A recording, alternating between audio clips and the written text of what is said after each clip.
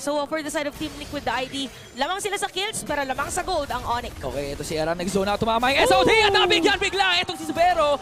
Onyx, try rumisponde ngayon. Aran ang kanilang gusto puruhan. Pero andyan din naman si Widdy. Yes, KL paparating na rin. Itong Chiki nakapag-dash out. Pero nahabol bigla ni Ryota. Ayan na yung combo. Pinawian kaagad. Habang si Sans naman dito, binibigyan. Tsunami Slam para patumbahin si Sans. Grabe yung targeting dito ng mga teams natin sa nagkaroon ng palitan. Pero good thing dito nakikita na natin yung combo. So si Widdy ngayon laban kay Ryota. Sama na rin si Kyrie. Napatiran na naman! At pumasok na nga dito si Kyrie. One more hit at bibigyan pa nga. Diretso sila for the reset.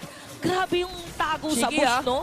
Okay, naka-ready pa rin sila. Ayun na, papasok ni Lord Manipulation. Kinasa na nga pati SOD, tumama. Sino makakuha ng Lord at mapupunta yan kay Ryota? Kaso nga lang, sa baba again, match point for the Young Stallion. Sino ang aabante?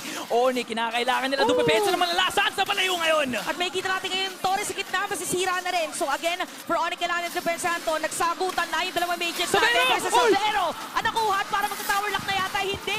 Lumalaban pa rin dito ang side ng Onyx. Hindi daw sila babayag na hindi nila madedepensahan.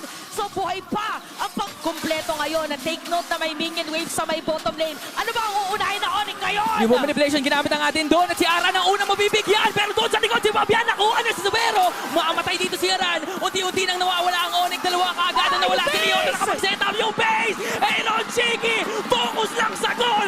May kasama pang TV. Kiboy, wala ng pag-asa.